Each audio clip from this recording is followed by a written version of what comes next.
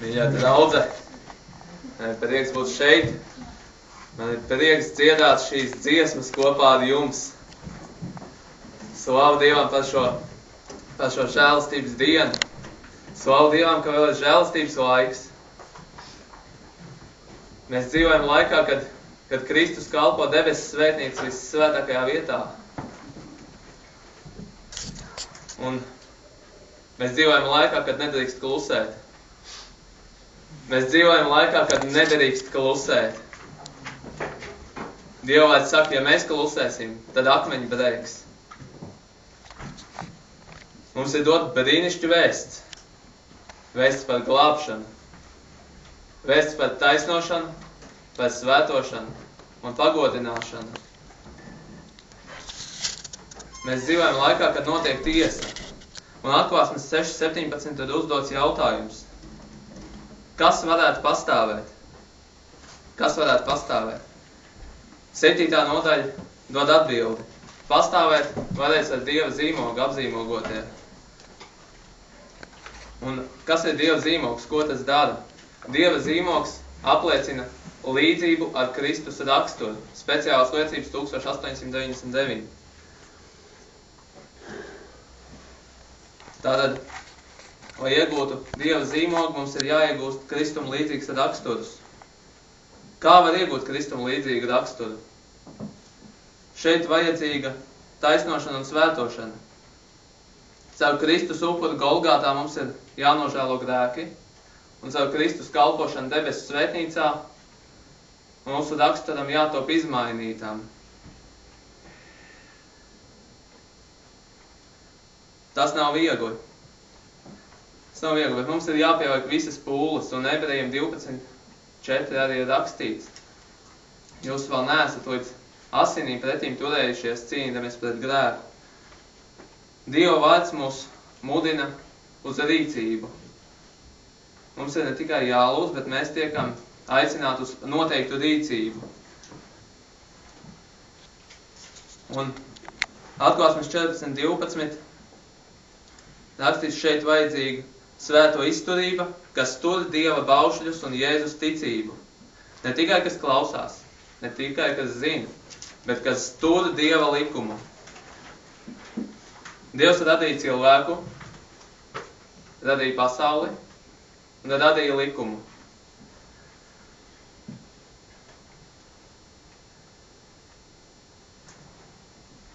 Tātad, lai iegūtu Kristum līdzīgu raksturu, mums ir jātur Dieva baušļi un Jēzus ticība. Kas ir Jēzus ticība? Tas ir praviešu gars, Elenas Vaits raksti. Un Dieva likumam ir jābūt ierakstītam mūsu sirdī. Lai izturētu šajā lielajā cīņā, mēs nedrīkstam novērst skatu no Jēzus. Kad Pēteris novērst skatu no Jēzus, kas notika? Viņš sāk mirt fiziski, slīkstot jūras viļņos. Un tāpat arī mēs, ja mēs novēršam skatu no mūsu glābēja, tad mēs sākam iet garīgi, slīkstot grēku jūrā. Bet kas tad mums ir jādara, lai uzvarētu? Kad simboliskajā kalpošanā augstais priesteris iegāja vissvētākajā vietā, visam Izraēlam vajadzēja sapulcēties ap svētnīcu un vissvinīgākā veidā pazemot savas dvēseles Dievu priekšā, lai katrs varētu saņemt savu grēku piedošanu un netikt izdēldēts no draudzes vidus. Cik daudz svarīgāk šajā patiesajā salīdzināšanas dienā saprast mūsu augstā priestera Kristus darbu, lai zinātu, kādu pienākumu pildīšanu tiek prasīta no mums. Lielā cīņa 431. Un kamēr vēl debesīs turpinās izmekošanas tiesa, kamēr turpinās savu vainu nožēlojošo ticīgo grēku iznešanu no svētnīcas, tikmēr starp Dieva ļautīm virs zemes jānorisinās īpašam šķīstīšanas un grēku nožēlu attīrīšanas darbam. Lielā cīņa 425. lapa. Atklāsmes 6.17 uzdots jautājums, kas varētu pastāvēt? Un Atklāsmes 7. Pirmie 3 panti runā par to, kad apzīmogošanas laiks. Bet Atklāsmes 7.4-8 ir rakstīts, kuri tiek apzīmogoti. Tad es dzirdēju apzīmogoto skaitu. 144 000 bija apzīmogoti no visām Izraēla bērnu ciltīm. Un tas ir 4. pāns, un nākamajos pāntos ir tātad šis uzskaitījums, šis Izraēla cilšu uzskaitījums. Un kāda tam ir nozīme? Kāda ir nozīme šim uzskaitījumam? Katrai ciltī ir sava vēsture, katrai ciltī ir savs raksturs, un šeit ir runa par rakstura veidošanu, šeit ir runa par to, kādu cīņu prasa rakstura veidošana, kādam ir jābūt raksturam. Kādam ir jābūt raksturam, lai mēs varētu Dievu pagodināt ar to. Un 5. pantā rakstīts, no Jūdas cilta 12,000. Interesanti, kāpēc pirmais ir parādīts Jūda, nevis Rūbens. Mēs zinām, ka 1. Mūzes 49. nodaļa atklāja, ka Rūbens bija pirmdzimtais. Bet Rūbens bija grēkojis. Viņš ir starp izglābtajiem, viņš nožēloja savus grēkus.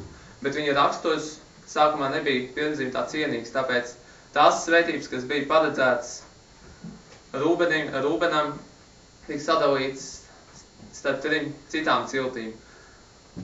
Un kāpēc Jūda ir minēts kā pirmais Jūdas cilts? Tāpēc, ka no Jūdas cilts nāca Mesija. Jēzus Kristus nāca no Jūdas cilts.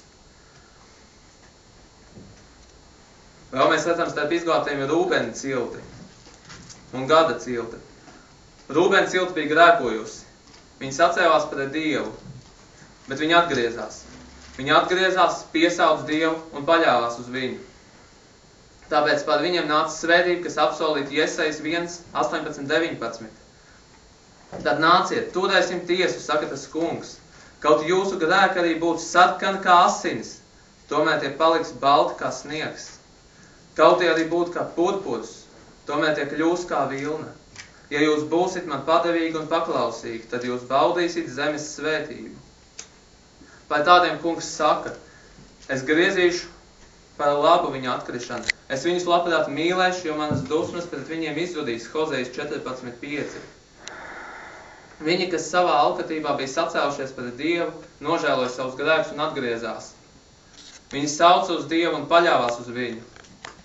Vēl vairāk, viņi gāja karā pret hagāriešiem, Rūbena cilts un Gada cilts. Viņi gāja karā pret hagāriešiem un paļāvībā uz Dievu palīdzību un uzvarēja. Un baudīja tās svētības, ko Dievs ir apsolījis. Jesajas 1,19 ar nosacījumu, ja mēs esam viņiem paklausīgi. 1. laika 5,22 ir rakstīts, ka šis karš pret hagāriešiem bija Dieva prāts. Ja viņi būtu gājuši kādā citu iemeslu vadīti, tad tas būtu grēks. Bet viņi gāja darīt Dieva prātu un paļāvās uz viņu. Un tāpēc arī viņiem tika tās svētības, kas ir apsolīts, ja mēs esam uzticīgi Dievam, ja mēs esam pakļāvīgi Dievam, tad tiek apsolīts zemes svētības. Tas pats attiec uz mums, lai arī ko mēs būtu grēkojuši, mums ir jānožēlo grēku un jāatstāj tie, jo Jesajas 1, 18, 19 apsolītās svētības nāk ar nosacījumu, ja mēs būsim Dievam paklausīgi. Mēs varam būt Dievam paklausīgi tikai tad, ja esam grēku ne tikai nožēlojuši, bet arī atstājuši. Vēl jau vairāk, lai būtu paklausīgi Dievam, mums ir ne tikai jāatsakās no tā, kas Dieva acīs ir ļauns, bet mums ir jādara Dieva prāts. Mums ir jādara tas, kas Dieva acīs ir tīkams un labs. Mēs varam būt uzvarētāji tikai Dieva spēkā, un mēs varam baudīt svētību tikai tad, ja esam paklausīgi Dievam. Rūbena cilts, kas bija kritusi lielā grēkā, tad bija kļuvusi uzvarētāji. Arī mēs esam aicināti būt par uzvarētājiem. Bet vai uzvarēt ir jācīnās?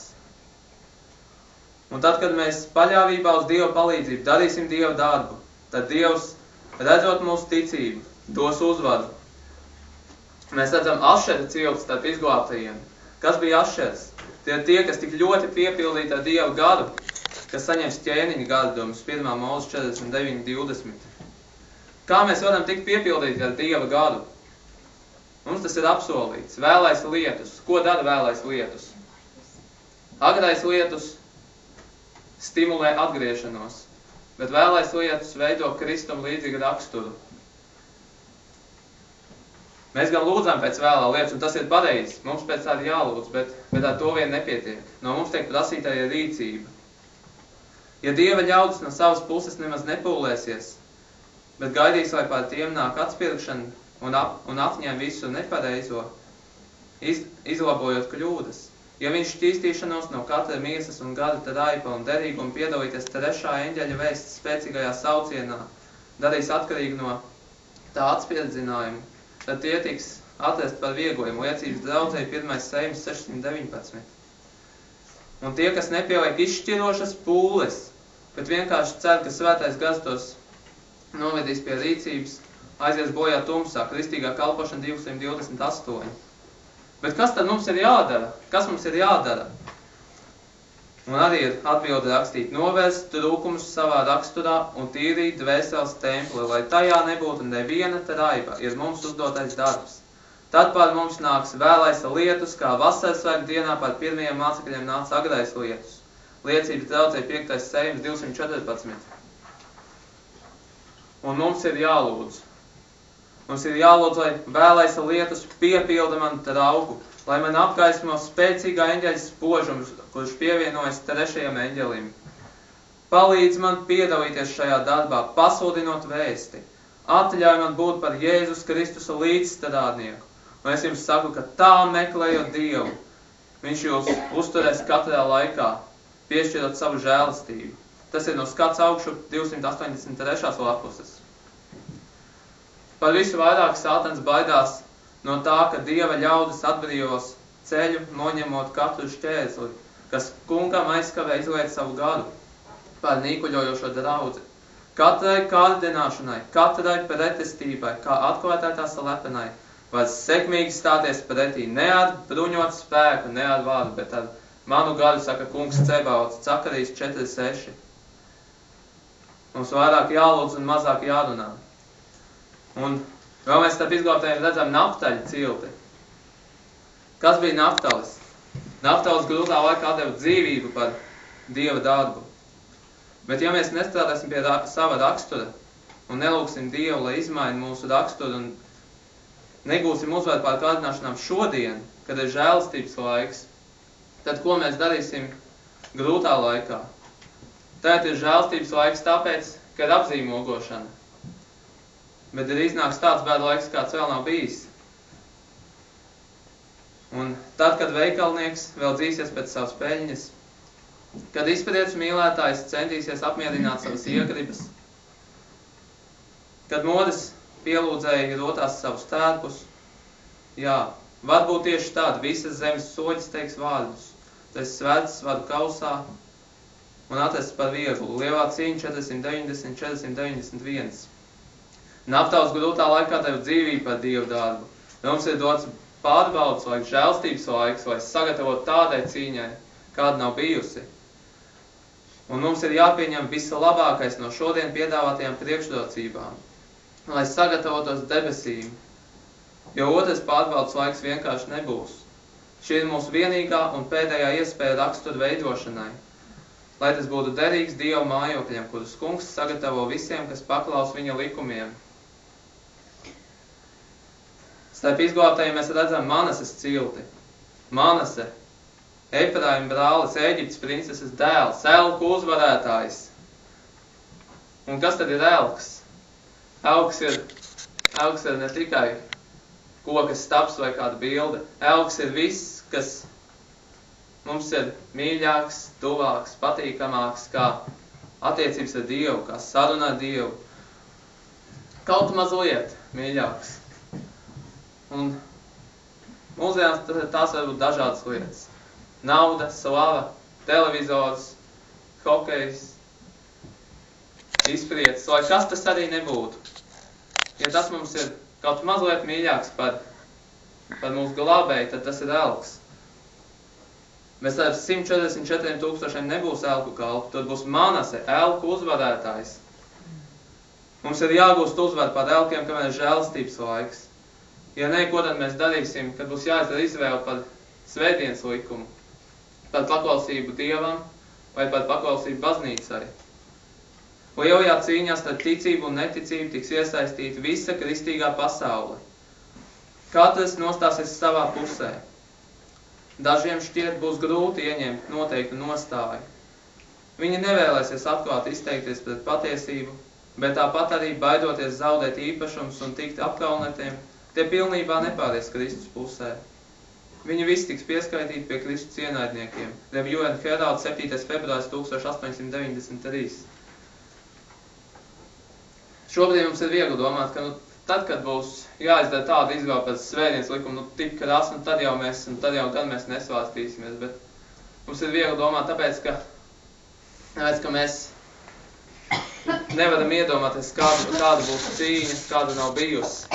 Mums ir dots laiks, lai šodien gatavotos, jo mums pieder šodiena. Un mums ir laiks šodien. Rītdien mums nepieder. Mēs redzam Simeona cilts starp izglābtajiem. Simeons bija daudzu slepkavību ievadītājs Sihemā, bet viņš nožēloja. Un Dieva vārdā stāv rakstīts 1. Korintiešiem 6, 9-11. Ja vai jūs nezināt, ka netaisni neiemantos Dieva valstību, nepievīlieties, ne netikli, ne elku kalpi, ne laulības pārkāpēji, ne malaki, ne vīriešu piegulētāji, ne zāgaļi, ne mantarauši, ne dzērāji, ne zaimotāji, ne laupītāji, neiemantos Dieva valstību.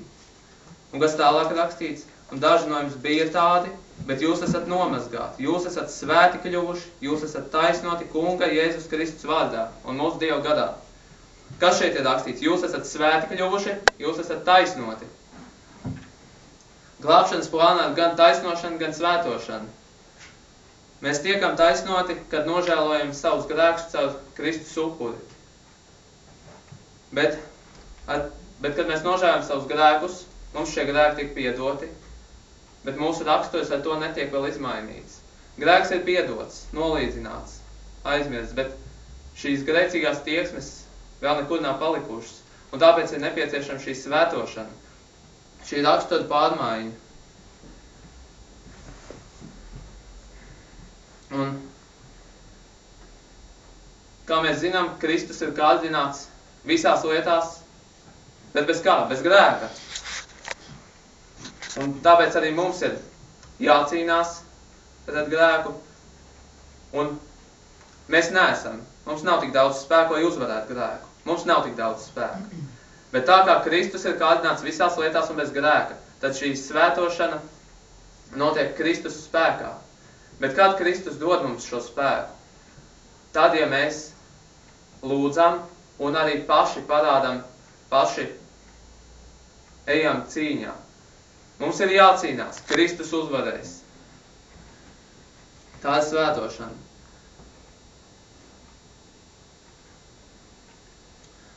Un stāv rakstīts, pēdējā žēlstības vēsts, kas jāsniedz pasaulē, ir viņa mīlestības rakstura atklāsme. Dieva bērniem ir jāparāda viņa godība. Ar savu dzīvi un raksturu tiem jāatklāj, ko tiem devusi Dieva žēlastība. Kristus līdzības 415-416. Un, lai to parādītu ar savu raksturu, vispirms ir jānotiek svētošanas, jeb rakstura pārmaiņai. Mēs redzam starp izglābtajiem Levija cilti. Levijs bija Simeona grēku līdzdalībnieks, bet krīzē parādīja dievišķu raksturu. Par to viņam piešķirta svētība. Un kas tad tā bija par krīzi? Tas bija notikums 2. Mūzes grāmatā 32. nodaļā, kad Izraēls Mūzes probmultnes laikā izveidoja elku tēlu un to pielūdza. Un kad Mūzes to redzēja, viņš nostājās nometnes vārtos un sacīja: ik viens, kas grib piederēt tam kungam, lai nāk pie manis. Un tad pie viņa atnāca visi Levija dēli. No citām ciltīm nē, bet visi Levija dēli atnāca pie viņa. Un arī mums ir jābūt gataviem krīzei. Ne jau finanšu krīzei, bet garīgai krīzei. Tā kā Mūzes laikā tika uzcelts elku tēls, tāpēc arī mums jābūt gataviem šai krīzei, kas nāk, kad tiks uzcelts tēls zvēram. Un kad visa pasaule tiks piespiesta pielūgt zvēru, tad arī mums būs jāizdara šī izvēle un jāparāda dievišķi raksturs. Jo starp izglābtajiem nebūs tā, kas svārstās. Starp izglābtajiem ir Levija cilts, kas krīzē parāda dievišķu raksturu. Liecības draudzē 6. sējums 24. lapuse. Krīze jau ir klāta. Mums tagad svētā gada spēkā jāsūdina šīm pēdējām krīzes dienām dotās lielās patiesības. Nepaies ilgs laiks, kad ik viens būs dzirdējis brīdinājumu, pieņems savu lēmumu. Tad nāks gals. Starp izglābtajiem mēs redzam izsešādi cilti. Izsešāds ir simbols raksturam, kas nes nastas pacietīgi un mierīgi. Ievērojams ar viesmīlību un godprātību. Vai Bībelē mums māca nest nastas pacietīgi un mierīgi? Cilvēka dēls nav nācis, lai viņam kalpot, bet ka viņš kalpot un atdot savu dzīvību kā atpirkšanas maksu par daudziem, Mateja 20:28. Un kas tevi spiežiet vienu jūdzi, ar to pāri divas, Mateja 5:41. Vai Dieva vārds mums māca arī viesmīlību? Stāv rakstīts, neaizmirstiet viesmīlību, jo daži ar to pašiem nezinot savos namos ir uzņēmuši eņģeļus, Ebrejiem 13:2. Un Atklāsmes 14:12. Trešais eņģelis noslēdz savu saucienu ar vārdiem šeit vajadzīgu svēto izturību, kas tur Dieva baušļus un Jēzus ticību. Dieva baušļi ir ļoti dziļi. Jūs esat dzirdējuši, ka veciem ir sacīts, tev nebūs nokaut. Un kas nokauj, tas sodāms tiesā. Bet es jums saku, kas uz savu brāli dusmo, tas sodāms tiesā. Bet kas saka uz savu brāli ģeķis, tas sodāms augstā tiesā. Bet kas saka bezdievs, tas sodāms ēlas ugunī, Mateja 5:21-22. Nebūs nokaut, bet arī ar vārdiem var nokaut. Jūs esat dzirdējuši, ka ir sacīts, tev nebūs laulība pārkāpt. Bet es jums saku, ik viens, kas uzskata sievu to iekārdodams, tas ar viņu laulību jau ir pārkāpis savā sirdī, Mateja 5:27-28. Nebūs pārkāpt laulību, bet arī sirdī var pārkāpt laulību. Dieva baušļi ir ļoti dziļi. Šeit vajadzīga svēto izturība, kas tur Dieva baušļus un Jēzus ticību. Kas ir Jēzus ticība? Jēzus ticība ir praviešu gars. Evaņģēlis Vaits raksti. Apostoļu darbi 560-561. Tik ilgi, kamēr valdīs Sātans, mums sevi jāapspiež un jāuzvar grēki, kas mūs apstāja. Kamēr vien turpināsies dzīve, nebūs vietas, kur apstāties. Neviena punkta, kuru sasnieguši mēs nevarētu sacīt, nu jau pietiek. Svētumu rada paklausība, kas ilgst visu dzīves laiku. Un vēl viens citāts, mums jāatceras, ka Dieva zīmogu nekad neuzliks uz netīru vīru un sievu pieres. Tas nekad nebūs redzams uz tādu vīru un sievu pieres, kas ir netaisni valodā un viltīgi sirdī. Visiem, kas saņem zīmogu, jābūt bez straipa Dieva priekšā. Tiem jābūt debesu kandidātiem. Liecības draudzē 5. sējums 216. Jo starp izglābtajiem nebūs tādi, kas ir netaisni valodā vai viltīgi sirdī. Starp izglābtajiem nebūs tādi, kas pasaulē kaut ko mīl. Mazliet vairāk nekā Dievu, un kam kaut kas pasaulē ir mazliet svarīgāks nekā viņa glābējs. Un nebūs tādi, kas tikai lūdz, bet paši nepieliek izšķirošas pūles. Tur būs izsešāds, kas tur Dieva baušļus un Jēzus ticību. Mēs redzam Zebulona cilti starp izglābtajiem. Zebulons, kas nes vadoņu zīzli. Krīzes laikā stingri ļaudis, vienprātīgi. Vai mums ir jābūt stingriem? Mums ir jābūt stingriem par dzīvi bez kompromisa. Bauslība un liecība. Ne vairāk, ne mazāk. Vai mums ir jābūt arī vienprātīgiem? Kā mēs varam būt vienprātīgi? Mēs būsim vienprātīgi, ja mēs turēsim Dieva baušļus un Jēzus ticību. Un Zebulons nesa vadoņu zīzli. Kas mums ir jānes? Kas mums ir jānes? Mums ir jānes vēsts par to, ko sludina 3 eņģeļi, vēsts par apzīmogošanu. Šī laika lielās patiesības. Jo, ja mēs nerunāsim, tad kas būs? Tad akmeņi brēks. Un akmeņi jau brēc, mīļā draudz. Palasiet arheoloģiju, akmeņi jau brēc. Un tāpēc mums ir jārunā šodien un katru dienu. Jo darbs, ko draudze nokavējas veikt dzīvojot mierā un labklājībā, būs jāpadara visnospiedošākajos un drosmi atņemošākajos apstākļos. briesmīgas krīzes laikā, brīdinājumi, kas piemēroties pasaulē netika izteikti, būs jāpasaka, sastopoties ar ticības ienaidnieku visniknāko pretestību. Un pirmā laika 12.33 ir rakstīts, ka Zebulona cilts gāja kaujā, bruņoti ar visiem kara ieročiem. Vai mums ir jābūt bruņotiem? Kas ir šie ieroči, ar ko mums jābūt bruņotiem, šie Dieva ieroči? Jo ne pret miesu un asinīm mums jācīnās, bet pret valdībām un varām, šīs tumsības pasaules valdniekiem un ļaunajiem gariem pasaules telpā. Ar ko tad mums jābūt bruņotiem? Ar patiesību, ar taisnību, ar apņemšanos kalpot miera evaņģēlijam, ar ticību, ar pestīšanu un ar Dieva vārdu. Ja kaut viens no šiem ieročiem pietrūks, tad mēs neesam gatavi šai lielajai cīņai. Mums ir jāsatver visi Dieva ieroči, lai mēs varētu pretī stāties vēlnu viltībām, jo tikai tā mēs varam uzvarēt. Mēs redzam Jāzepa cilts starp izglābtajiem. Jāzepa cilts bija pārbaudījums pārvarošs spēks. 1. Mūzes 49, 22 līdz 24 stāv rakstīts. Augļu koks ir Jāzeps, augļu koks pie avota, kuras zari stiepjas mūrim pāri. Strēlnieki cēla nemieru, viņa raidīja uz viņu bultas, karoja ar viņu. Tomēr viņa loks nelūza un viņa elkoņi palika stipri. To darīja Jēkabas stiprums, viņa gans Izraēla klīns. Jāzeps bija cīnītājs, bet Kristus, mīļā draudze, Kristus bija uzvarētājs. Jāzeps cīnījās, bet Kristus bija tas, kas deva spēku. Arī mums Kristus dod uzvaru, ja mēs cīnamies. Un 25. 26. pāns saka, no tava tēva Dieva nāk tev palīdzība. No visu vadanā, kas tevi ir svētījis ar debesu svētībām no augšienes un svētībām no zemes dziļumiem, ar svētībām, kas nāk no mātes krūtīm un no mātes klēpja. Tava tēva svētības, kas ir pārākas par seno kalnu svētībām un pakalnu godību, lai tās ir pār Jāzepa galvu un pār izraucītā galvu starp brāļiem. Jāzeps redzēja Dieva roku visos savos notikumos.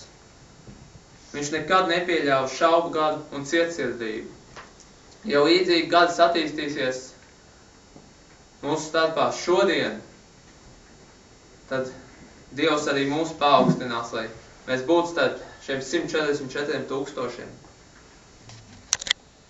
Kristīgā kalpošana 228. lapa. Tie, kas nepieliek izšķirošas pūles, bet vienkārši cer, ka svētais gars tos novedīs pie rīcības, aizies bojā tumsā. Mēs nedrīkstam sēdēt un neko nedarīt Dieva darbā. Tas ir norādījums mums, kas mums ir jādara. Un mēs redzam Benjamīna cilts starp šiem izglābtajiem. Kas bija Benjamīna cilts? Benjamīna cilts ir cieto ļaužu simbols. Draudzes vajātāji, kas jaunpiedzimstot kļūst dedzīgi patiesības aizstāvji. Filipiešiem 3, 5 līdz 14 uzrakstīts Pāvela atgriešanās stāsts. Jā, arī Pāvils bija no Benjamīna cilts. Viņš bija draudzes vajātājs, bet kļuva par dedzīgu Kristus kalpu. Un Benjamīna cilts ir piemērs tam, kā Kristus izmaina cilvēku dzīvi. Bet kas ir vajadzīgs, lai Kristus varētu izmainīt mūsu dzīvi? Šajā Pāvela atgriešanās stāstā Filipiešiem 3, 7, 8 ir rakstīts.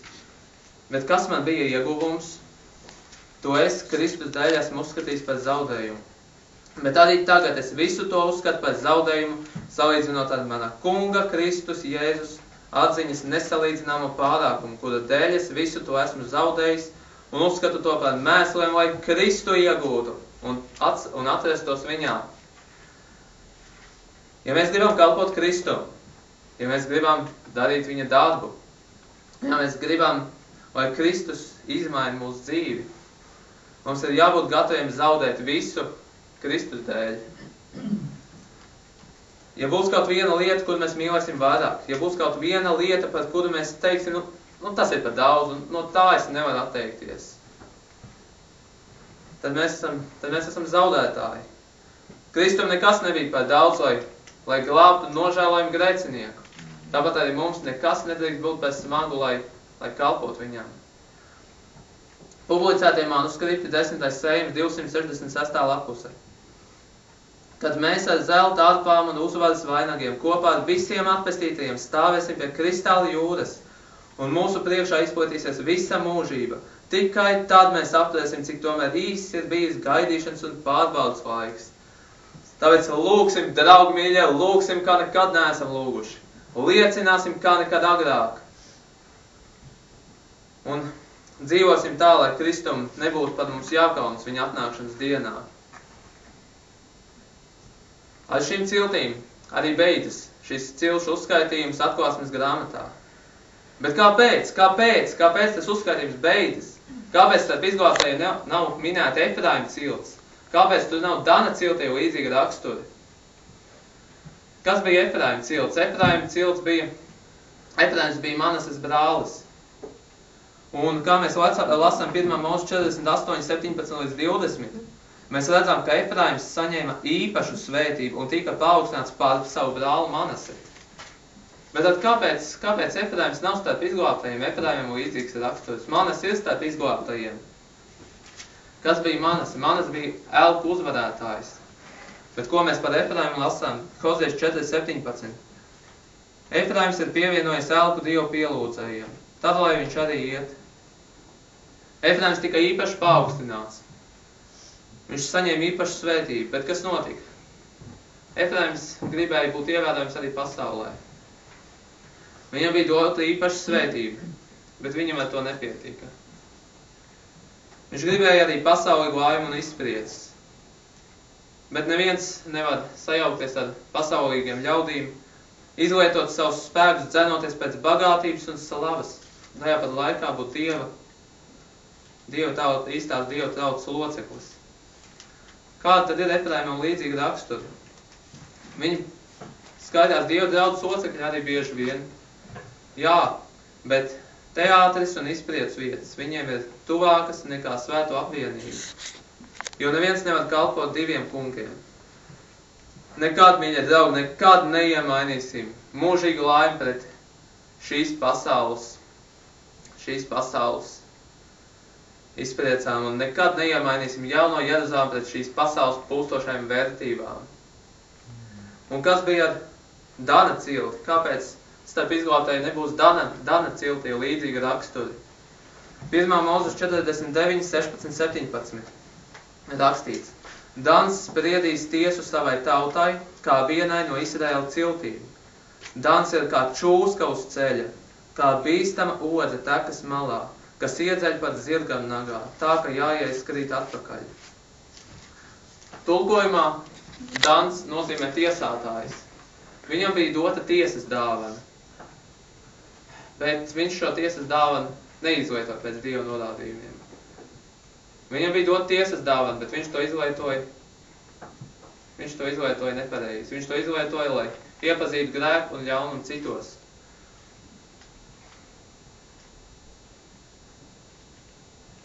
Danam bija dota tiesas dāvana, bet kas ir dots mums? Mums ir dota vēsts pat patiesība. Un kas mums ir jādara šo vēstu? Kāds ir Dieva norādījums? Mēs dzīvojam laikā, kad nedrīkst klusēt. Nedrīkst klusēt par ko? Par 3 eņģeļu vēstu un apzīmogošanu. Par ko nedrīkst klusēt? Par Dieva baušļiem un Jēzus ticību. Par ko nedrīkst klusēt? Par to, ka Dievs ir mīlestības un taisnības Dievs. Strādāsim, kamēr vēl ir diena, jo nāk nakts, kad neviens nevar strādāt.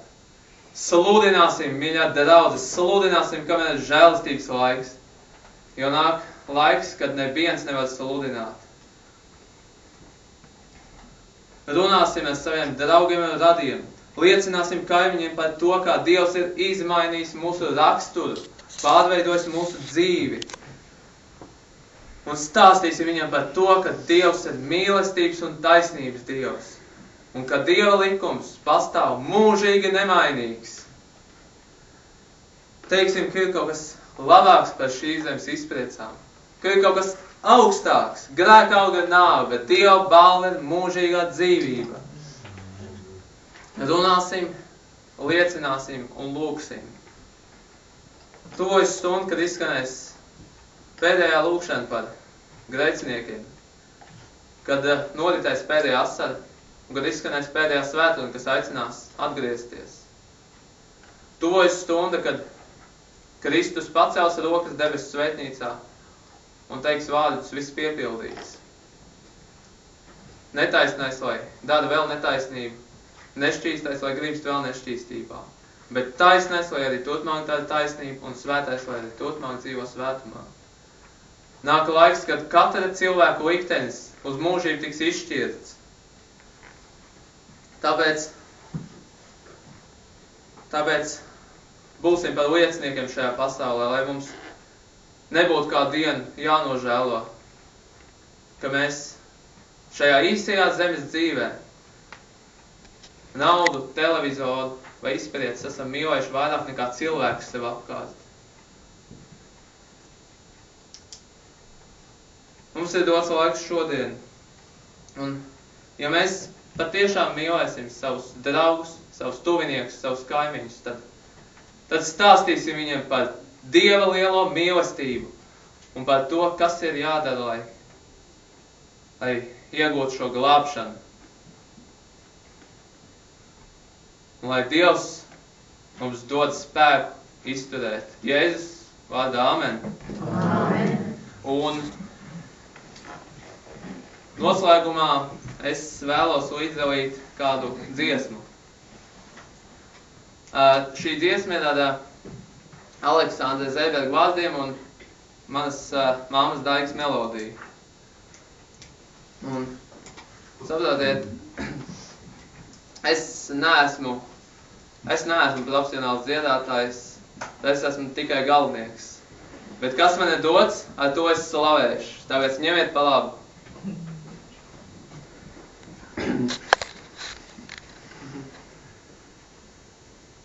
Kā skumjas atvadās, jau aizskan dzerbes dziesmā, un rudens vējos viņu balsis gaist, bet baltos spārnos viņu baltās ilgas, un tālā zemes krastā saule kaist.